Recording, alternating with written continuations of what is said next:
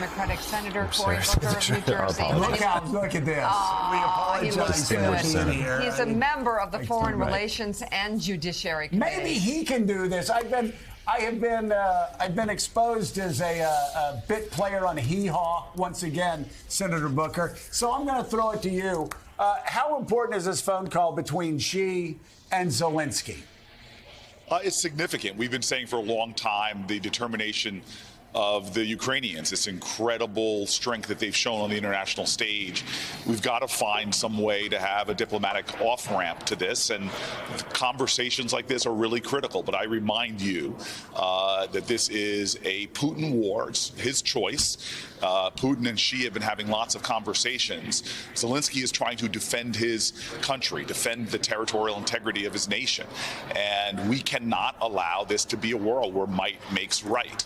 So I don't get overly encouraged by the conversation, but I do think talking to Russian proxies in this sense, or allies, is a step. Well, obviously, again, and I think sometimes because we're always talking about Russia, and we're talking about China, and people are being whipped into a frenzy about how powerful they are, how weak we are. We sometimes forget that the United States and the EU combined, our GDP is approaching $50 trillion to China's $20 trillion to Russia's $1.2 or $3 trillion. China has to deal with the United States. China has to deal with Europe, don't they, if they want their economies to continue growing? I mean, 100%. We have incredible strength. And this is really one of the great achievements of the Biden foreign policy, is that he's been able to unite the Western nations to stand as one in a way that Russia severely underestimated, and I think in a way that really shocked and surprised China as well. So we get a chance to show we have, through our collective economic strengths, the power to set a world order based on democratic values and principles. And so I think that this has been a very important stand that we've taken, and I think both Russia and China have taken notice. All right, I'd like to jump to the hearing today on reproductive rights. And I think a lot of women across America are feeling extremely discouraged about where things stand in terms of their health. What can be done, and what do you plan to look at in this hearing? Well, we know this is not a partisan issue from Kansas to Kentucky. This is women writ large are seeing what is perhaps one of the most radical rollbacks of individual freedoms and rights that should belong with a woman, her family, and her doctor. And the consequences of this have been stunning.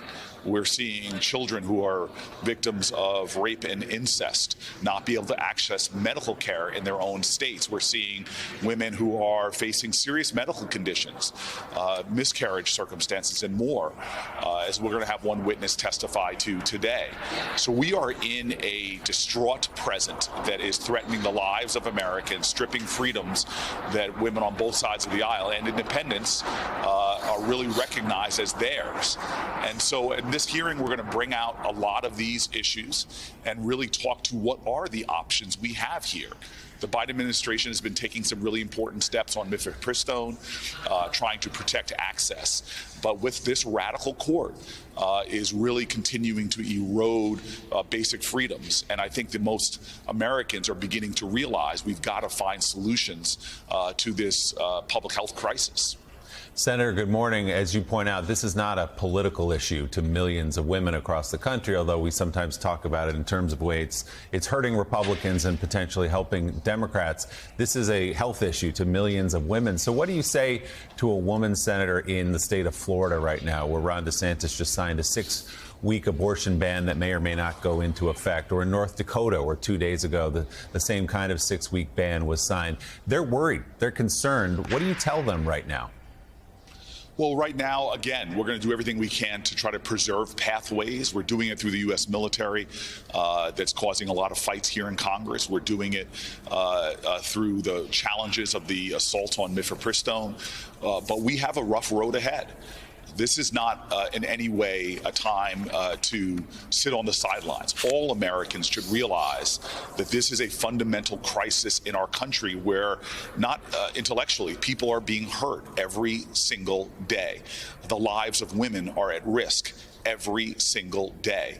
And that means we have to start pushing, not if we can't get it done through Congress, these elections that come up, not just on the federal level, but as we see in states as well, with states legislatures doing these outrageous things to curtail women's rights. So the activism that I see growing, and I've talked to a lot of organizers, and again, I'm not talking about traditional left or Democratic organizations. I'm seeing women organizing across this country with others to begin to take back the rights that most Americans overwhelmingly believe that Americans should have.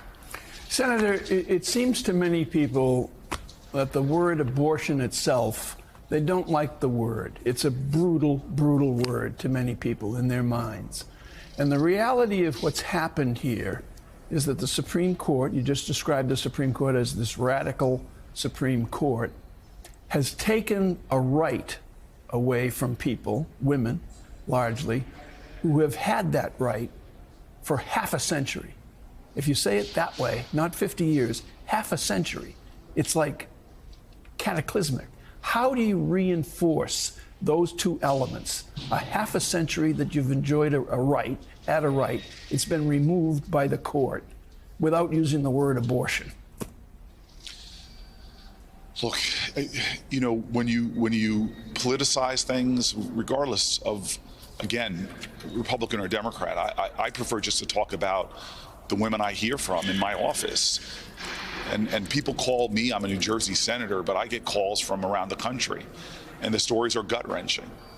A woman who is making some of the most important decisions in her life, whether to have a child, whether to bring one to term despite dangers or challenges, when they encounter difficulties, they should have all the options available to protect their lives. And the fact that we've rolled back health care, abortion care, we have put many women at risk. Tens of thousands of women have had to leave their states to try to find the health care they need, often in circumstances that delays further endanger and risk their lives. This is about real people. This is about the most intimate decisions that we make as human beings. This should not be the purview of a right-wing Supreme Court. This right that was fought for, as you said, half a century ago, should remain with a woman, her family, her faith, and her doctor. So, Senator, before you go, I wanted to ask you about the Judiciary Committee, wanting to hear from Supreme Court Justice Roberts on some ethical issues, and he declined to testify at the ethics hearing. And I'm curious because it became known over recent weeks that Justice Clarence Thomas has been receiving pretty extensive gifts over the years, trips up to $500,000 in value. His mother's home bought and paid for from a Republican donor. It seems like in any other situation that this would be exposing legally. Why wouldn't Justice Roberts want to come and talk about these concerns? Well, I read his words closely of the reasons why he said. He talked about it being a very rare thing for a Chief Justice to come before a Judiciary Committee. And I agree.